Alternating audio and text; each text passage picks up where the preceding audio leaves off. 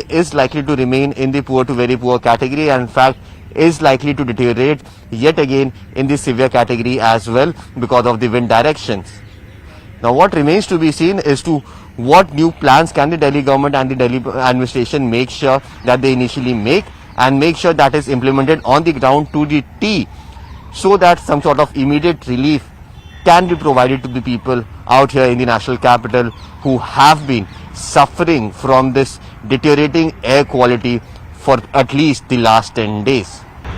Currently I am reporting from the pollution hotspot out here in the national capital, that is the Anand Vihar bus terminal, and if I could just show you in the visuals around here, the visibility is not as bad as it was expected. The AQI out here in the national capital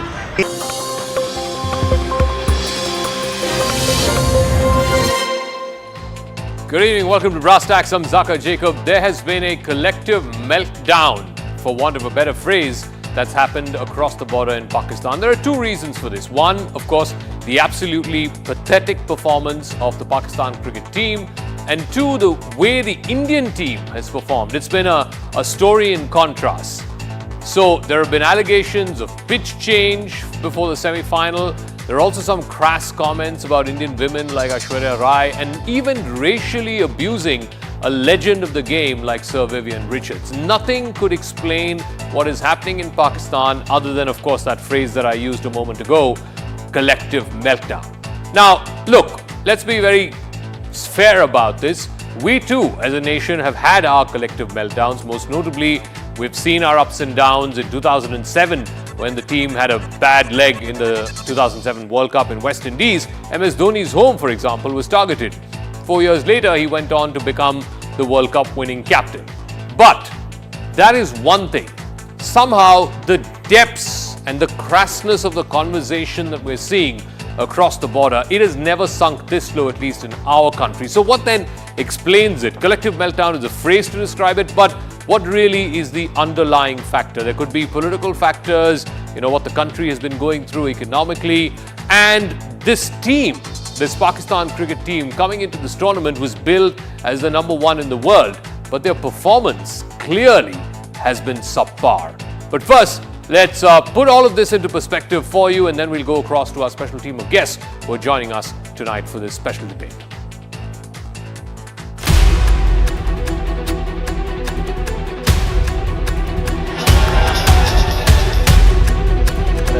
किया वहां पे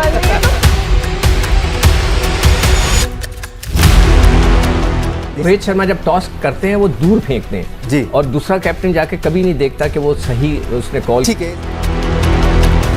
अगर आपकी सोच ये है कि मैं ईश्वर से शादी करूं और वहां से बड़ा नेक परहेजगार बच्चा पैदा हो, तो कभी भी नहीं हो सकता। चलिए, तो काफी मैंने तब एक शेर लिख दिया था भाई।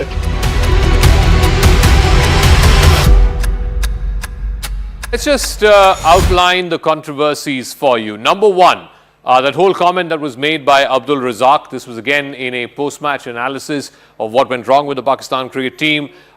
He basically made a comment saying that if he were to marry someone like Aishwarya Rai, it doesn't mean that virtuous children would be produced. Clearly, it was a crass comment, a comment that was misogynistic, and he went on to face a lot of flack on social media, after which he apologized a good 24 hours later.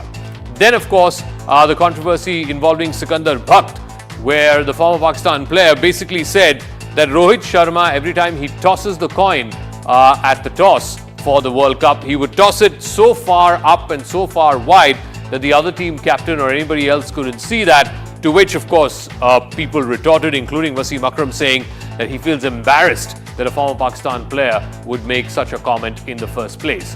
Then, of course, there was the controversy surrounding Ramiz Raja. And Ramiz Raja, mind you, is one of the most suave, English-speaking, educated, really sophisticated guy in Pakistan cricket. He was part of the ICC panel of commentators even for this World Cup, and he laughed off. There was this sort of shire, if I can use that phrase, that one of the hosts that Ramiz Raja was part of the TV show. One of the hosts made this shire referring to the legendary Vivian Richards and his affair with Neena Gupta. And she referred to him as quote-unquote Kalia. Now, to which Masaba Gupta, the daughter of Neena Gupta and Vivian Richards, lambasted Ramiz Raja, saying that this is an absolute disgrace, that he shouldn't have been sitting through a comment such as that, and that too on a legend of the game, a legend with whom Ramiz Raja has played in the past, and to actually smirk away such a comment by the host of a show is completely uncalled for. In fact, Masaba Gupta's tweet is part of our Motorola India's Best 5G smartphone brand Tweet of the Day. Hello, Moto. All right, so this is what she has said, and I'm going to quote from it. Dear Ramiz Raja, sir, grace is a quality that few have. My father, mother and I have it in spades. You have none. Sickening to see you laugh on national TV in Pakistan. It's something that the world stopped laughing at about 30 years ago. Step into the future. All three of us are here with our chin up. And this happened right after, of course, Sir Vivian Richards was there in the gallery, in the crowds, watching yesterday's match as India defeated the New Zealand team to get into the finals of the 2023 World Cup. So let's go straight across to our debate. Is the Indian team's success irking Pakistan? And does that necessarily fully explain the kind of collective meltdown that we're seeing across the border? Hello, Moto.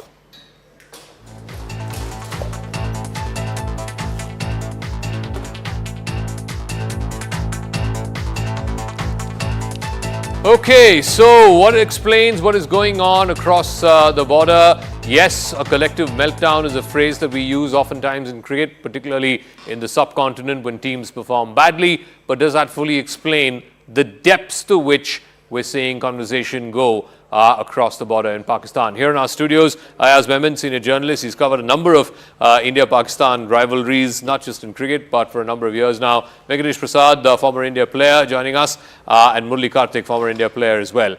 Ayaz, let me start with you first. Like I said, look, if our team performed badly, and we have in the past, and we've had a collective meltdown as well as a country, but somehow the crassness of the comments, what explains that? I mean, how does it even begin to work? So, I mean, some of it is bizarre, what Sikandar Butt said. You know, the kind of logic that is deployed to explain why India is doing well. It's bizarre, to say the least. And what's happened with Ramiz Raja, I don't know the vintage of that clip, but it's distasteful in the extreme whenever it was said. So, I think the meltdown has largely to do with the failure of their own team. The team has done very badly. It was expected to make it to the semis. It hasn't made it to the semis. But everything in today's day and age gets amplified on social media. So who's saying what, we don't even know from where it's coming. And you try and locate it somewhere and then everybody reacts to it. So I think that the intensity and the sheer magnitude of what we call the meltdown is in today's day and age becomes humongous. When something starts, it goes viral, it triggers off all kinds of reactions. But Venki, you know, one part of it is of course what Ayaz said, that the team has performed badly and they came in with a huge billing. I think they were number one in the ICC World Rankings when they came into this tournament, so everybody expected them to do well.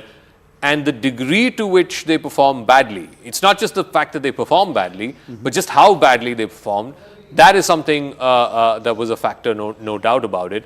But does that fully explain the kind of comments, I mean, talking about Sir Viv, you know, a racial abuse against him, Aishwarya Rai. I mean, come on, you don't expect that kind of stuff. Oh, definitely not. I mean, that shows the culture, as simple as that. That shows how they are thinking about a lot of things. You know, they're not able to match. I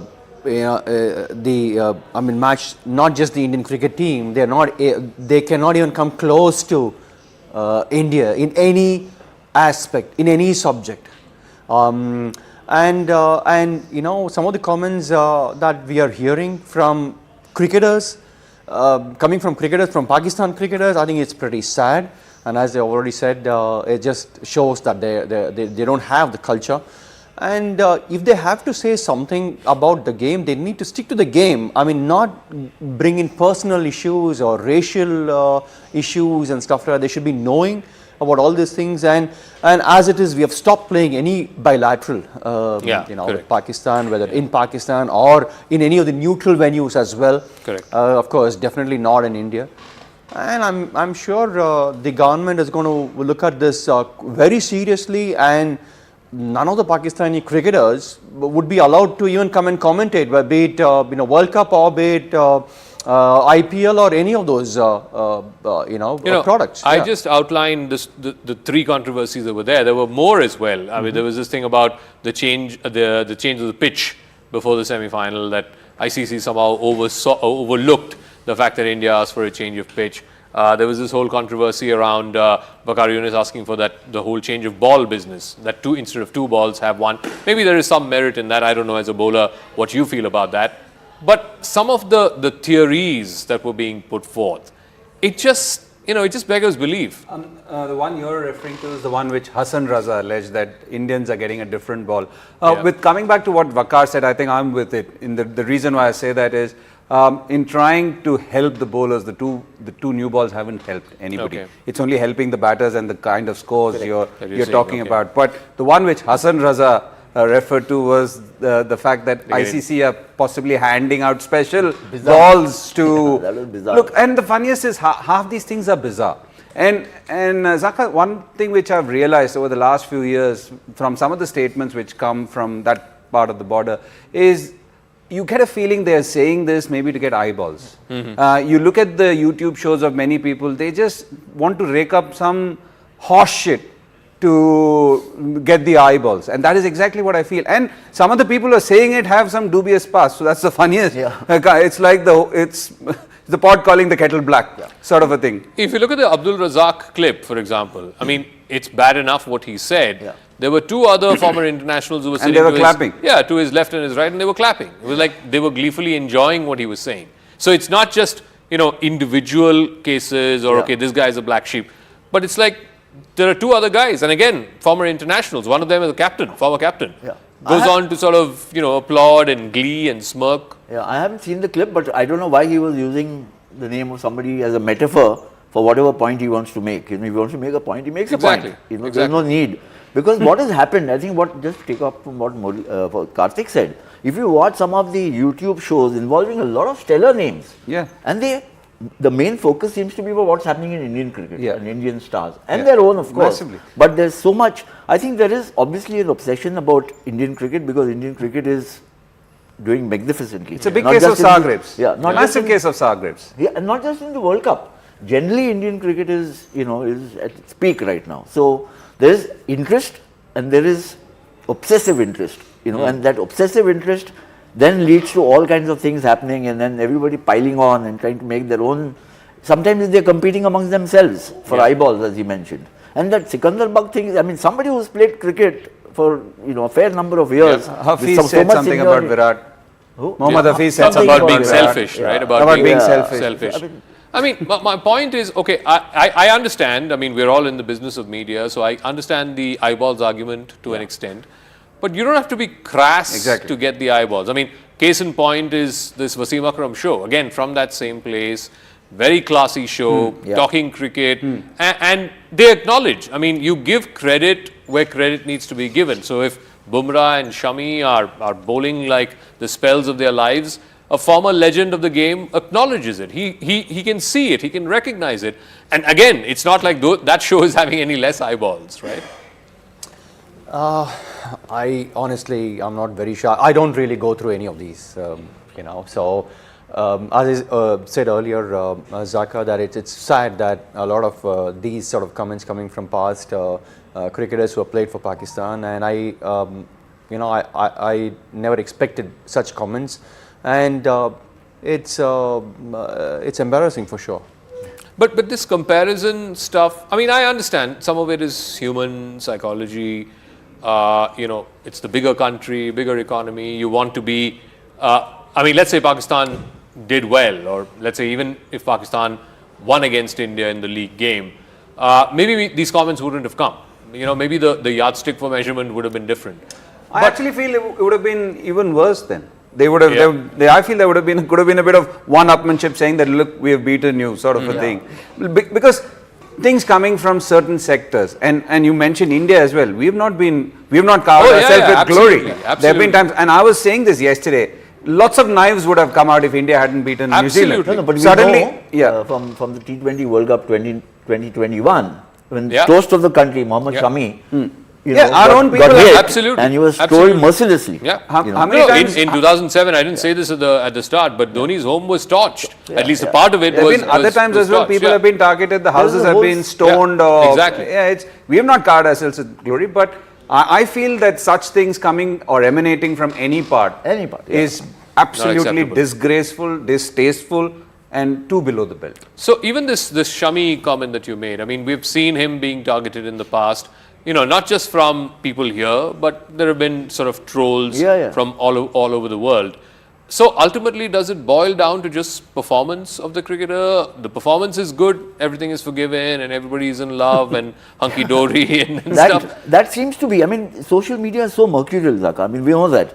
Shami has taken 23 wickets in this tournament. Exactly. And he's now the toast, as I mentioned, he's the toast of the nation. Yeah. And even when he was not chosen for the first 4 matches, there were lots of guys saying, acha hai, bahar rakha hai. Yeah. Some nonsense like that. Yeah. So, I mean, it also depends on how much attention you want to give this, because there is no end to that. That kind of, there are all kinds of fringe elements and elements that are wanting to dive in.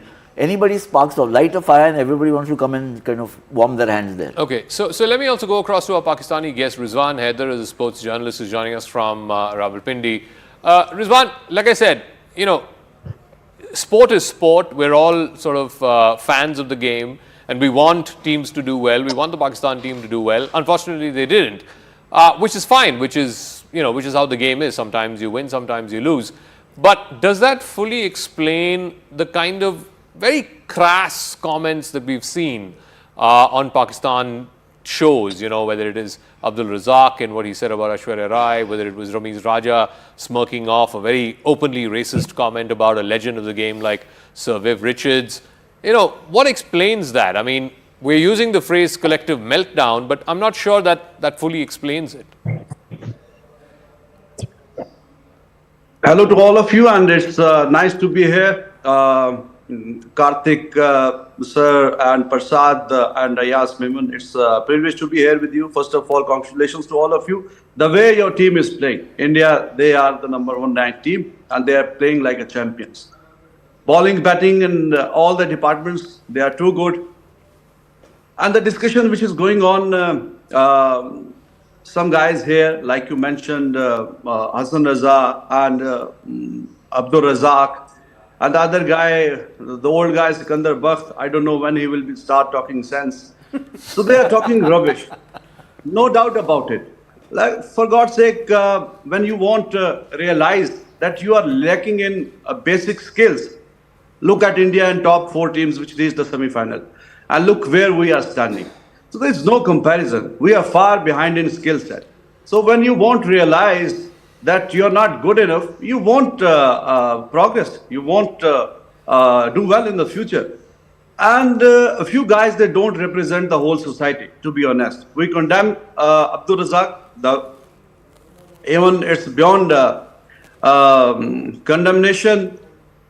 But we condemn Abdul Razak and the other guy, Hassan Raza. He was talking nonsense. Another different balls being given to Mohammad Shami, and he's doing all the magic.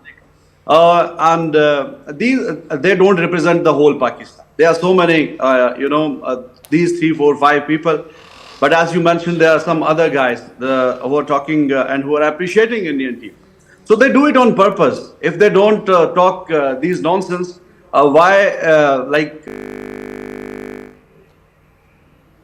Okay. People are talking to us.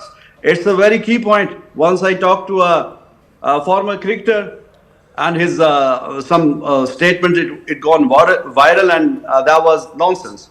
I said, why you do that? He said, if we are not playing cricket anymore, if we don't talk like this, then nobody gonna talk about us. Okay. So that's one of the thing too. So I guess, I get that. Some of it is an attention-seeking ploy or whatever, but that's fine. But is there something more to it, Venki? Because clearly, Pakistani society has been through a lot of turmoil. Their politics is in a churn. Economically, they're not doing very well. And you have this big neighbor against whom you've always had this sort of inferiority complex, this competition going on for a number of years, number of decades now since independence, suddenly doing very well.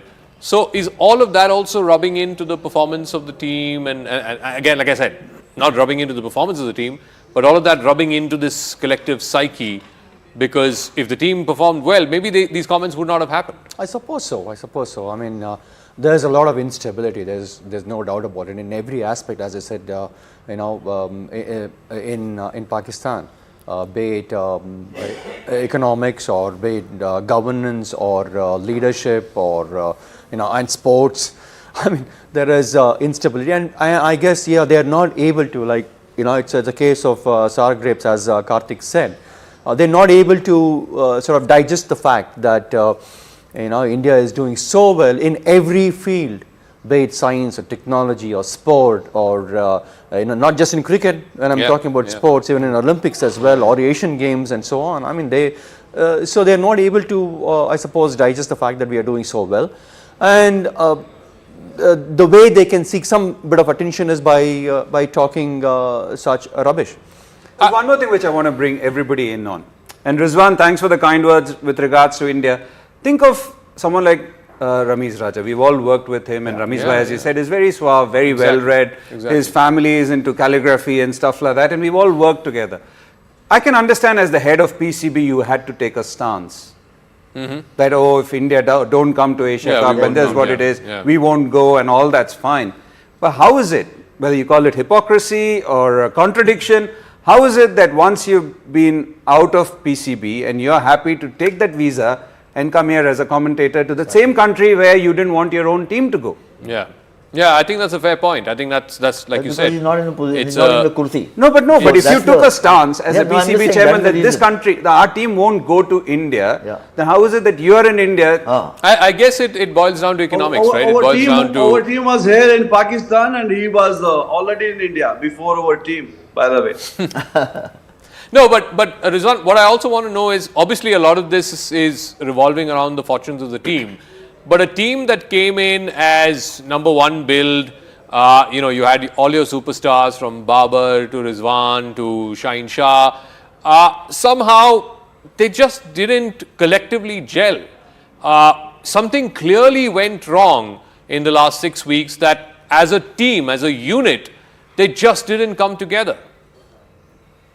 You're right. Actually, our team, it is number 5th or 6th ranked team if you compare with the other top teams. So the maximum, we thought that maybe if they play some decent cricket, they end up in top 4. Somehow they managed to go to semi-final.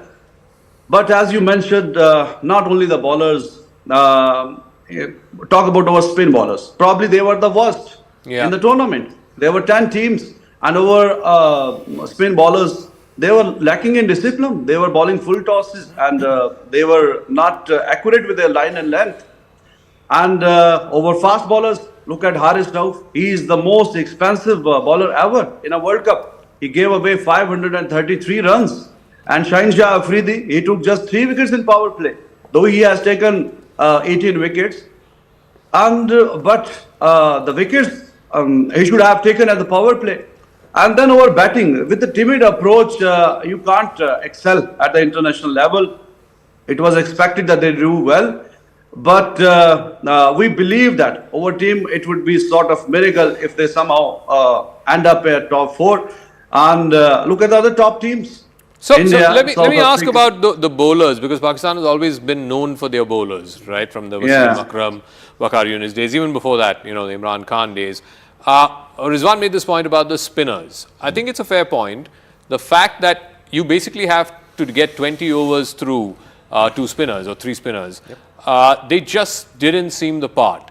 And then, of course, it gets compounded by the fact that your seamers as well were not picking up wickets in early on, whether it was Shaheen Shah at the top, Haris Rauf, who was this top build T20 bowler, again was getting cleaned out across the park.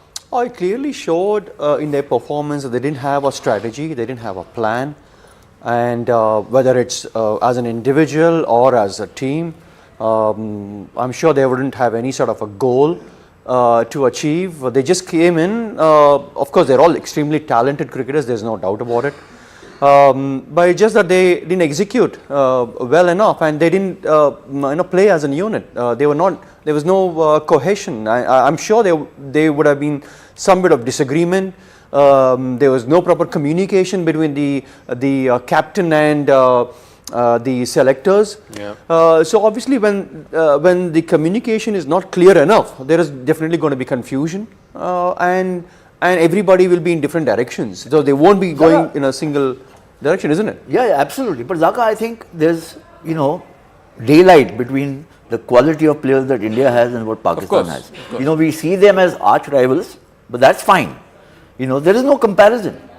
You're looking at a team which has actually not done well. I mean, and everybody's going by ranking. Ranking is not going to make you a champion. Yeah, of course. Ranking you can get by playing Zimbabwe, West Indies, etc., etc., and reach the top. You were thrashed in the Asia Cup coming into this tournament. Yeah.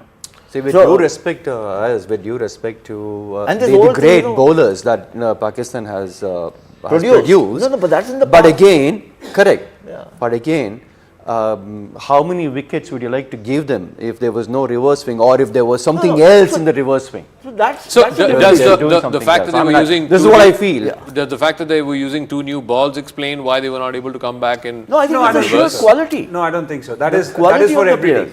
That is for every team. You have to adapt to the fact that this is the new rule. You're going to have one fielder less for 30 overs. So the spinners have to adapt and figure out what their game plan is and how they're going to change their skill sets. For the 2 new balls, it's the same for every side. I don't think that is badly, and you seek refuge in conspiracy theories. I mean, I'm amused and shocked at Sikandar Bakht because the match referee is there. The captain, he can toss it wherever he wants. It doesn't mean anything. Exactly.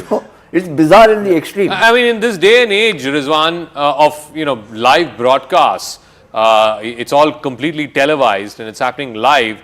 To say that Rohit Sharma is throwing the toss so far away that nobody else can see, I mean, it's churlish. It's kiddish. I mean, it's there on the cameras. The cameras catch which way the toss has gone. Forget about the people who are there, the commentators, the match referee, and so on.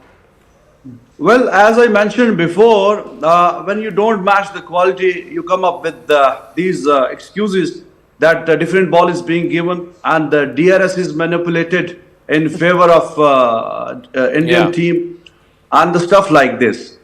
But I have a different point of view. I'm not saying at all that ICC or BCCI, they are doing something fishy about the toss. But I remember in my childhood, I used to see the coin when it used to land. So there's no harm. I'm not saying it that there's something fishy going on. As you mentioned, both the captains are there, referees are there, and captains, they can watch the coin.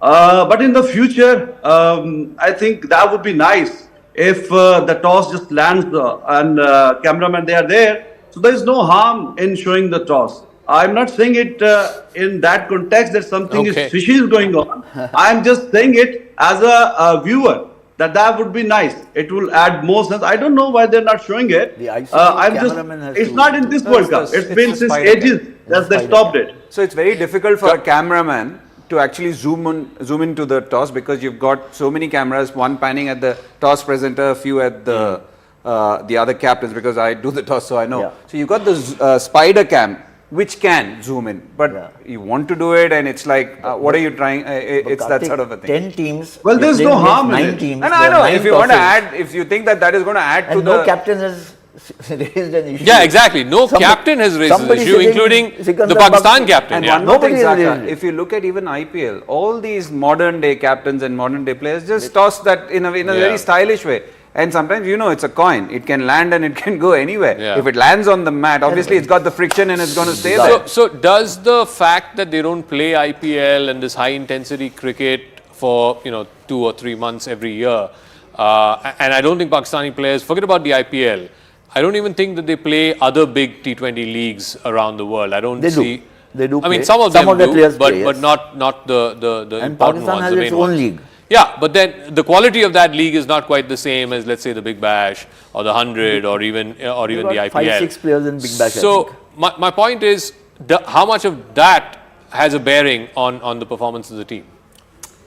It's an interesting one because you can sometimes say that too much IPL is also affecting India, whereas IPL is high quality. There have been times when our own people have said, oh, these guys are just finished so much IPL, and then you've got a big test series coming up against South Africa or Australia. So what is enough? How much is enough? I don't think that's ever been the case. Sometimes, as you use the word collective meltdown for the start of the show, I think it's a collective failure. As Rizwan said, if you're spinners, they are the best spinners. And if they don't land the ball, if they have got a landing problem, and if you're Shaheen Shah Afridi, who is a wonderful bowler, Haris Rauf, who's quick and has got wickets, if they don't fire together, if you're Babar Azams of the world or anybody, they themselves kept Fakhar Zaman out for such a long time. Yeah, correct. So you can't...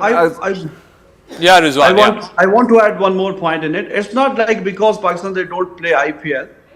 The problem is most of them they don't play domestic cricket. Look at the first class matches of Haris Rauf. Haris Rauf, he has played barely like 2-3 first class matches, and this is the case with almost all the cricketers.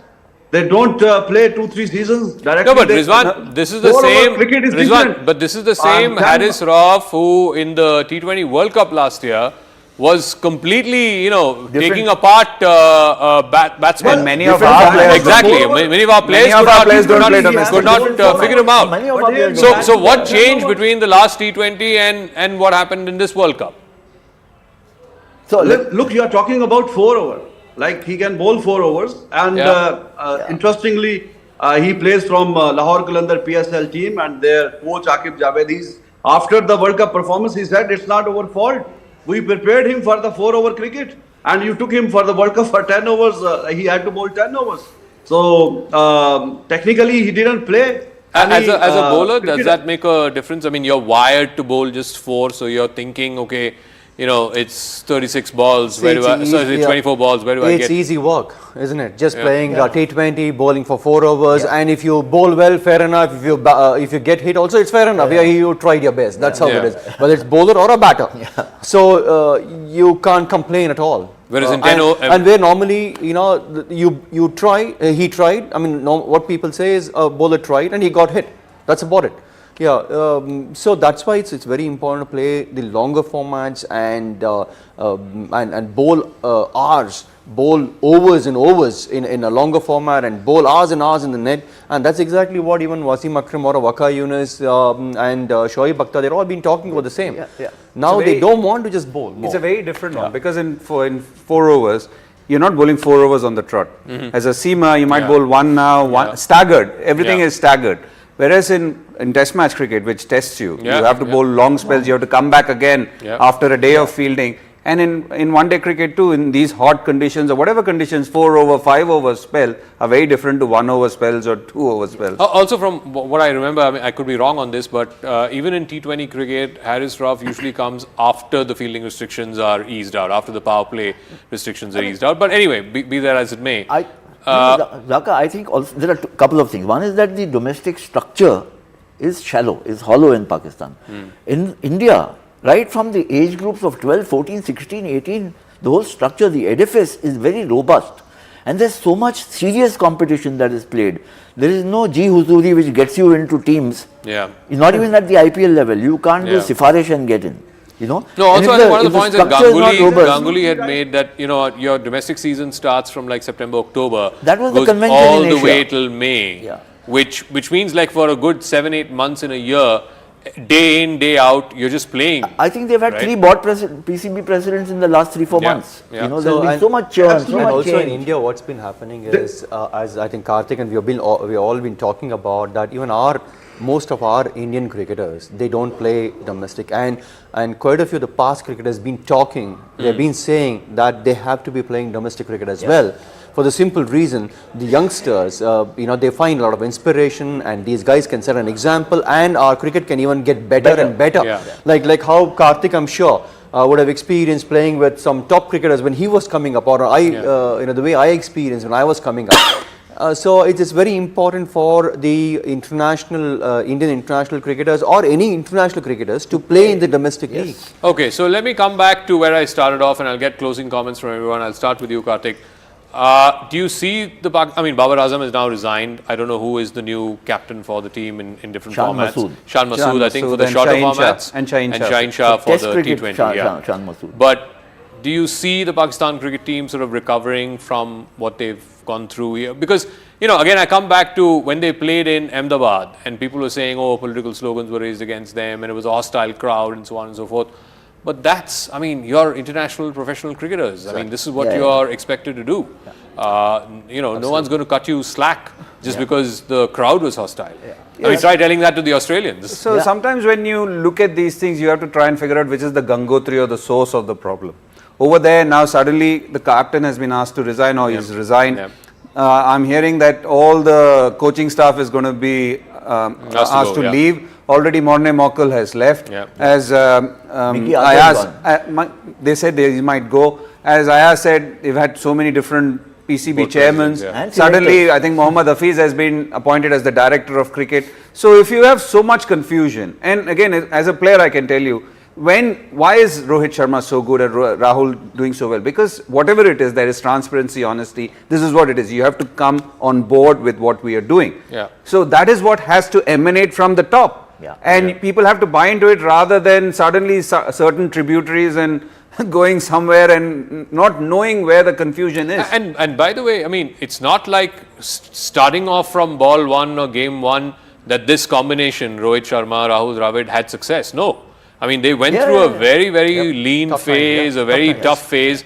But then the point is, you got to believe in a certain philosophy. You know, Rahul Dravid, I think, explained that about this, you know, hitting at the top. And he said, you know, Rohit Sharma as a captain has bought into that you can't be playing one-day cricket with no, you know, disrespect to any of you guys, but you can't be playing one-day cricket of the 90s is what he said. That's the phrase he used. Very true. And if the captain at the top has bought into that vision and he's going out there and expressing himself in a way that the rest of the guys can, you know, take some time and have some leniency in expressing themselves. So you got to set an example. You got to lead by example, lead from the front, and that's exactly what Rohit Sharma is doing. And he has been also given that freedom to express, as you rightly mentioned, which you know, Pakistan, they didn't have a leader. The leader couldn't the leader couldn't lead from front. The PCB and there was no cohesion.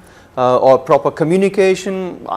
See, you need all these things. If you want to be a champion team, you need to have clear communication. You need to have commitment to the goal that you set in. You need to have a cohesiveness. You know, and credible coaching.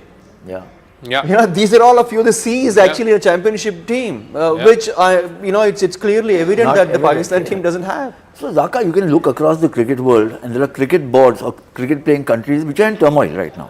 And it's reflecting in the performances. As you mentioned, stability all round. Sri Lankan cricket.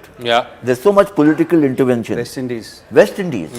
Even South Africa. I mean, they've reached the semi-final here, but they've had a very, you know, rocky, tumultuous. They say make better bad mistakes. England went through a lot of till they, you know, kind of refocused, rebooted, figured out. They haven't had a great tournament, but last 5 years have been very good for them. The epitome of consistency over the last maybe 10 years, and maybe that answers the question, has been India. And then Australia. Australia have had their own hiccups. They've regrouped. The teams in countries with strong, robust structures. Yes, exactly.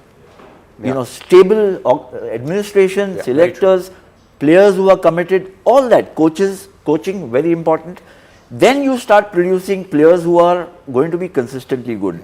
But otherwise, it is all hawa. You can't create insecurity. If the coaching staff is not secure, if nobody is secure, what do you expect the teams to do? You've reached #1 position, you can't win the World Cup. Exactly. I don't think they will win. Exactly. I mean, look, I keep going back to this. When the Indian team was under Kohli and a different management, it's not like that team performed badly. The one sore point was not winning ICC tournaments. Correct. If that is the ultimate goal, and you know, like I said, the Dravid combination with Rohit Sharma, you know, they went through baptism by fire. They didn't. It's not like success came early to them, but they went through that phase. WTC finally they lost a lot of matches, a lot of big tournaments. They went through that phase, and now the results of that are there to see, because ultimately the thing that you wanted was winning an ICC tournament. And today, yes, India is best placed to win that game. We'll know what happens on Sunday. But Rizwan, final word: where does Pakistan cricket go from here? Well, instability in PCB, it reflects in the team as well. Every year they change the domestic structure. Sometimes they just keep 6 teams. Sometimes they say, okay, we gonna involve the regional teams in the domestic structure. After 2 years, there's a different structure. And they need to minimize the gap between domestic and international cricket. Look at the Indian team. Their 6-7 top players, they were not available. But they won the Test series in Australia. Why? Because the domestic structure, it's the more or less, if the players they have played, Mohammad Siraj, I think he had played 30-40 matches. They played the first class matches. And then they went to Australia and they won the series. So you need to minimize the gap at the domestic, at the international level. And then probably your team will do well. That's true. All right. Let's see how this plays out for Pakistan cricket. I've always believed that, you know, a strong Pakistan cricket is actually good for world cricket. But unfortunately, this team and the kind of record that they've had in this World Cup, that, of course, leaves a lot to be desired. But best wishes for the final. Yep. It looks like that it would be India versus Australia. We don't know that just yet. All our wishes are, all our wishes are with you guys. All right. Best of luck. Thank you. It's not like if the few people are talking negative. So majority of the people, they're not like this. Okay. So we wish you the best for the final. Thank you, Rizwan. Thank you so much. We'll see how it plays out on Sunday for India versus whoever it is. We don't know yet who that is. All right. Thank you to all our guests here in the studios as well. Quick break. When we come back, we'll do a deep dive into the bilateral meeting that happened between Joe Biden and Xi Jinping. It's the first time that they're meeting in over a year. Is it just more optics, or have there been any tangibles that they've delivered to try and normalize ties between the two biggest, most powerful countries, economies in the world? Quick break. We'll see you right on the other side. Hello, Moto.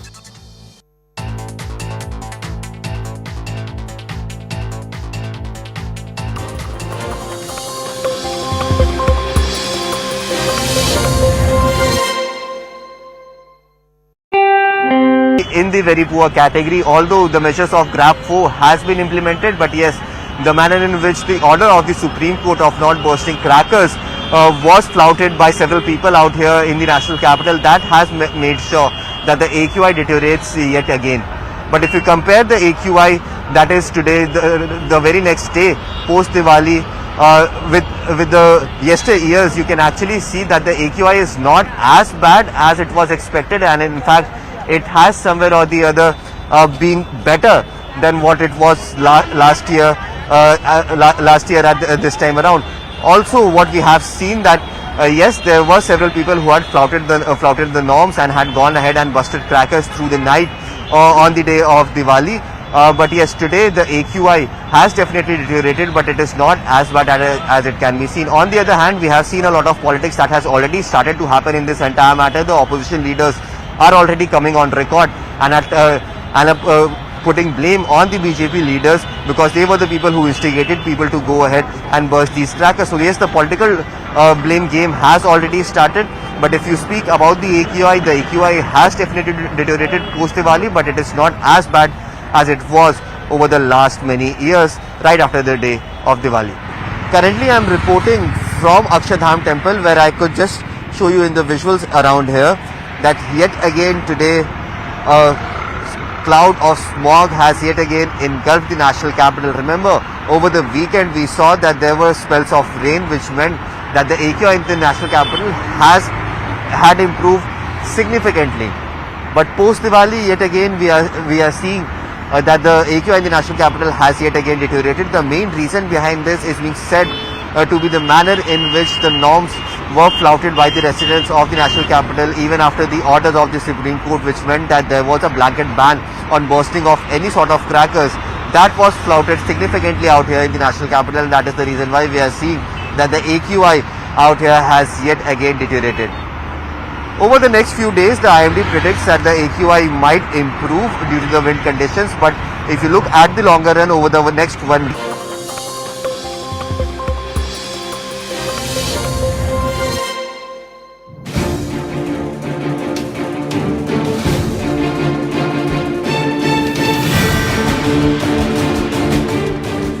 US President Joe Biden and Chinese President Xi Jinping met for the very first time in over a year in a mountainside resort in California on the sidelines of the APEC summit.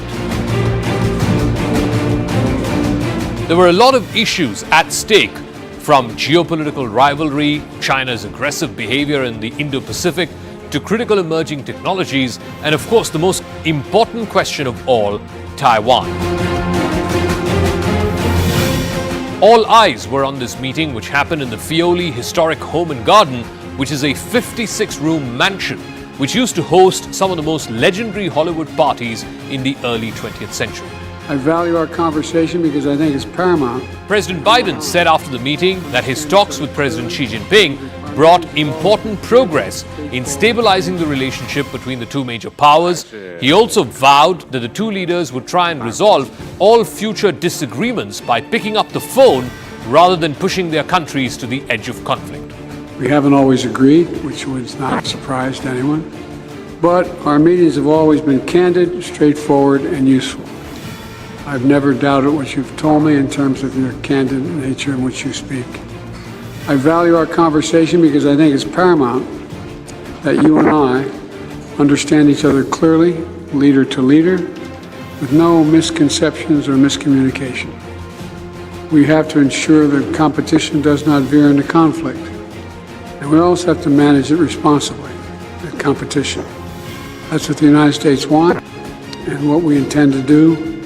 I also believe that's what the world wants for both of us, candid exchange. We also have a responsibility to our people and the work in the world to work together when we see it in our interest to do so. Emerging after hours of talks with Xi Jinping outside San Francisco, Biden told reporters that the conversation had been the most constructive and productive between the two world leaders in their time in office. They also announced some modest agreements to resume military communications and also to stop the spread of fentanyl, which is an opioid drug that has killed many thousands of Americans. But the meeting did not produce any major breakthrough. It also left many issues unresolved. We are in a competitive relationship, China and the United States, Biden said at a news conference following that meeting. But he also added that his responsibility is to make this rational and manageable so that it does not result in conflict. That is what I'm all about, and that is what this is about, to find a place where we can come together and find mutual interests, unquote. Here are the two modest agreements that were arrived at in the California meeting. One on closing down Chinese operations supplying precursors for a chemical called fentanyl, which is an opioid drug which is made in anti-cancer treatment. And also another one, an agreement on resuming military-to-military contacts. The US expects the military hotline to begin very soon, starting between the Secretary of Defense Lloyd Austin and his Chinese counterpart, when a Chinese counterpart is appointed, and then after that it will go down to the level of US Pacific commanders. The previous Chinese Defense Minister Li Shangfu was sacked after an internal scandal, and the United States is waiting for an appointment of a successor to Li Shangfu so that this military hotline can become active again. But just as he was leaving this news conference, Joe Biden was asked a very tricky question on whether he believed what he had said earlier, that he views Xi Jinping as a dictator, a term that he used at a campaign fundraiser earlier this year. And this is what Biden said.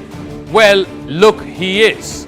Adding that here's a guy who runs a country that is a communist country. Mr. President, after today, would you still refer to President Xi as a dictator? This is a term that you used earlier this year. Well, look, he is. I mean, he's a dictator in the sense that he is a guy who runs a country that is a communist country that's based on a form of government totally different than ours.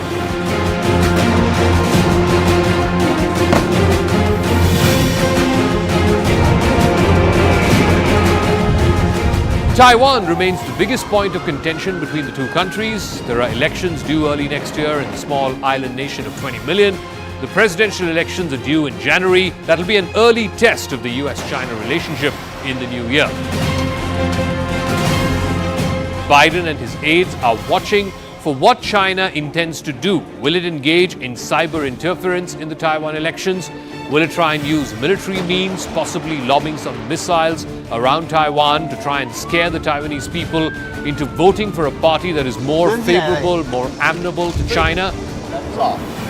There are also reports that the incumbent party, the DPP, which is also pre-independence and the most anti-China of all the mainstream parties in Taiwan, may find a surprise at the hustings with the coming together of some of the opposition parties in a joint bid to surprise the DPP.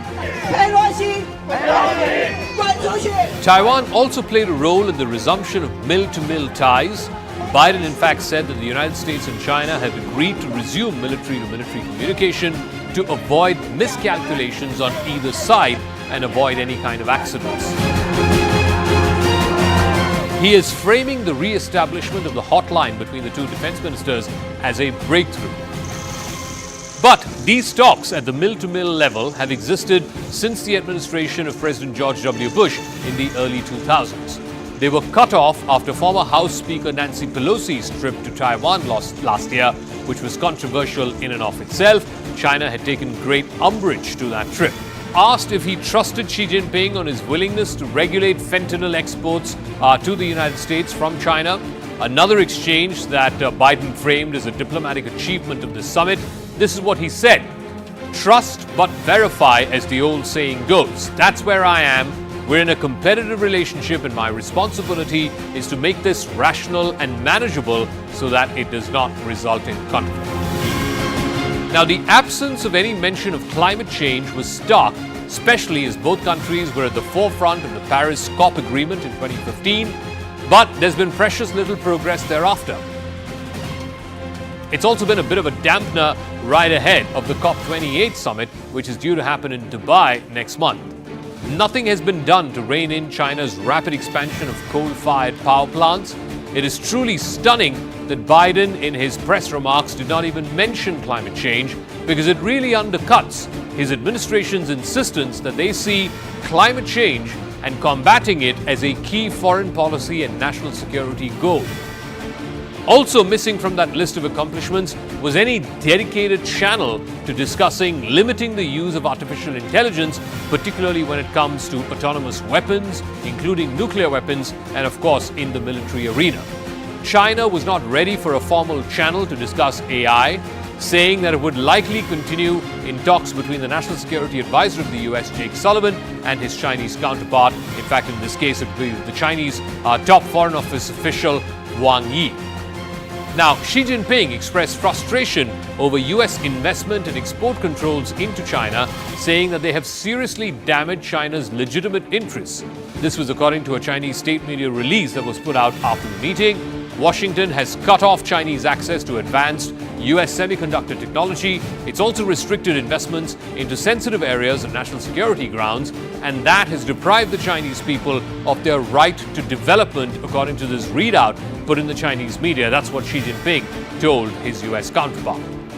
Now, it was not all about critical technology or North Korea or nuclear weapons. At one point during their 4-hour meeting, Joe Biden wished Xi Jinping's wife, Peng Liyuan, a happy birthday.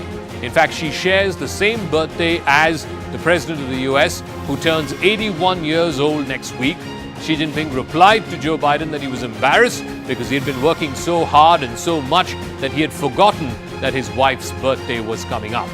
All in all, it was an important meeting of the fact that they met in and of itself, more than what actually resulted out of that meeting, because the agreements out of the meeting were rather modest on fentanyl exports and curbing them, and also the military-to-military contact, which was already there prior to the 2022 visit of Nancy Pelosi.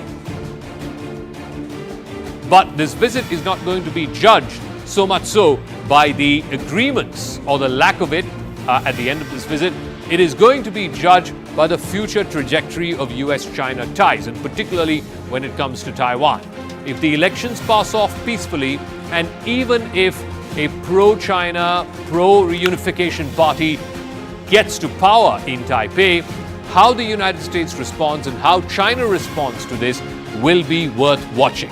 If tensions do exacerbate in the Taiwan Straits, both in the run-up to and post the elections, then you can be rest assured that in an election year, not just in Taiwan, but also in the United States, there will be frictions galore all through 2024. But if they manage this relationship well, as Biden's aim was, and he explicitly said so right after the meeting, if they manage this relationship well, both in the run-up to and during the course of Taiwan elections, then there is hope that 2024 may not be such a bad year in ties between Beijing and Washington.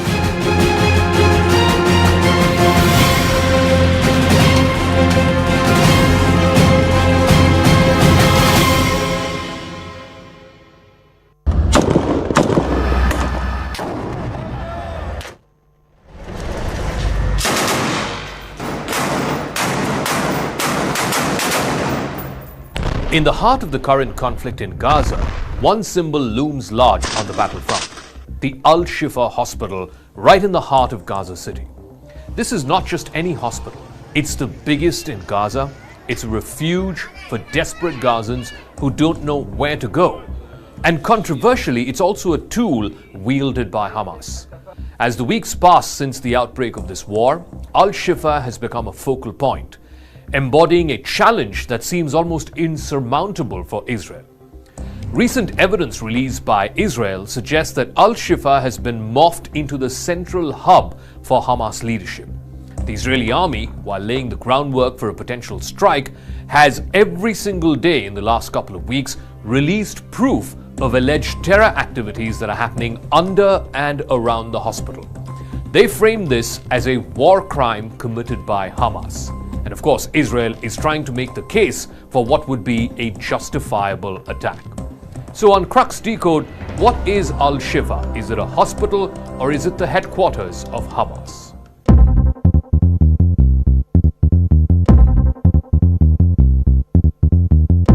Two weeks ago, IDF spokesman Brigadier General Daniel Hagari had claimed that beneath the hospital lies Hamas's central command, directing the fighting against Israel, and also a massive storehouse for weapons. It is here in Shifa Hospital where Hamas operates some of its command and control cells. This is where the direct rocket attacks command Hamas forces. Hamas terrorists operate inside and under Shifa Hospital and other hospitals in Gaza with network of terror tunnels. Hamas also has an entrance to those terror tunnels from inside the hospital wards. Meaning, from different places of the hospital, you can go into an underground tunnel that will provide you shelter. The Israeli army claims there are hundreds of kilometers of these tunnels, both under and around Al-Shifa. The IDF spokesman also exposed how Hamas is exploiting the hospital's electricity and using it instead as a shield. Recordings of terrorist interrogations, some of whom were recently captured after the October 7th attack, they seem to shed light on how Hamas hides inside the hospital and moves in civilian ambulances, almost seeing Al-Shifa as a safe place that will not be bombed. Now, surprisingly, many Israeli doctors know Al-Shifa very well. Since 2009, Arab doctors, this is Arab Israelis, under the guidance of the army and the Shin Bet, the intelligence services, have been visiting every month, performing surgeries and training local doctors at Al-Shifa. However, the current conflict has drastically reduced the number of doctors at Al-Shifa. Once a bustling complex with over 500 doctors, it is now transformed into more than just a hospital. It is now a massive refugee camp. Tens of thousands have sought refuge there, believing the hospital to be safe from Israeli strikes. In fact, Reuters reported makeshift tents in the waiting rooms, in hallways that are filled with refugees, and of course men watching videos of the Hamas attacks on October 7th. The hospital's history is intertwined with conflict. In January of 2009, during Operation Cast-Lead, the Shin Bet had accused Hamas of taking over the hospital and hiding their men inside the building. In doing so, they made the assumption that Israel would not dare strike the hospital, which, by the way, Israel did not do in 2009. In 2014 too, during Operation Protective Edge, top Hamas commanders were reportedly hiding inside Al-Shifa. In the present war, which is one of the most difficult in Israel's history, this hospital is now playing a more central role than ever. Accused of being a hiding place for Hamas during past conflicts, Al-Shifa is playing the role of home and a refugee camp to tens of thousands who are running away from this conflict. Owned by the Palestinian Health Ministry, Al-Shifa was built during the British Mandate.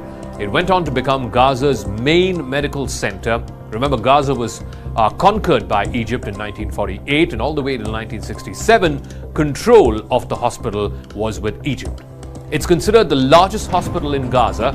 It boasts over 500 beds. It provides about 60 to 70% of all the health services in the Gaza Strip.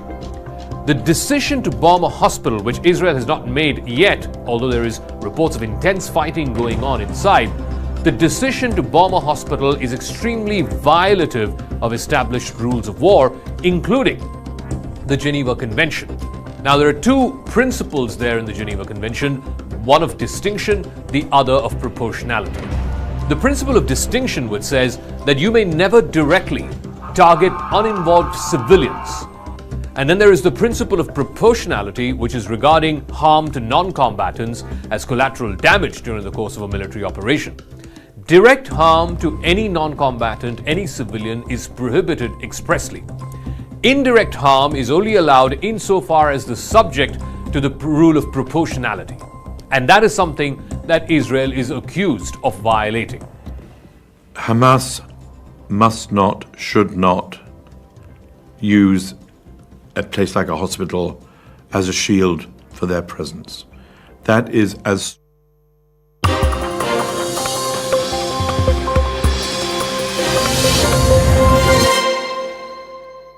presented by EQI is yet again going to get back into the severe category, which means that it is yet again going to be a troublesome time for the people out here in the National Capital Region, where yet again they would be forced to breathe in the toxic air. Now, what remains to be seen as to what new arrangements or schemes can be made by the government to make sure that the AQI remains under breathable levels, because over the past 1 week we have seen that the AQI had deteriorated, which meant that there were a lot of health issues that people of the national capital were actually facing.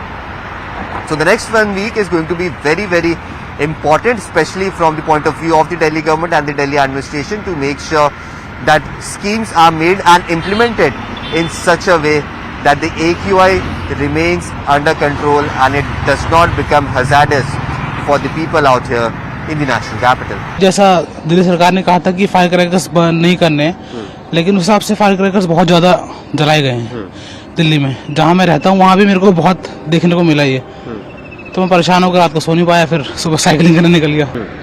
जब से ये news आई थी पराली जल रही है, तो तब से मैं निकलता हूँ फील करने के लिए कि क्या वेदर में चेंज हुआ है या नहीं हुआ है, बट हुआ है चेंज। ये मतलब पोल्यूशन का ही है ज़्यादा, तो ये नीचे तो बाकी तो सब बढ़िया है। ऐसा मास्क वगैरह भी नहीं लेके आए हम, उधर क्या सब कुछ ठीक है, यहीं पे थोड़ा सा परेशानी है।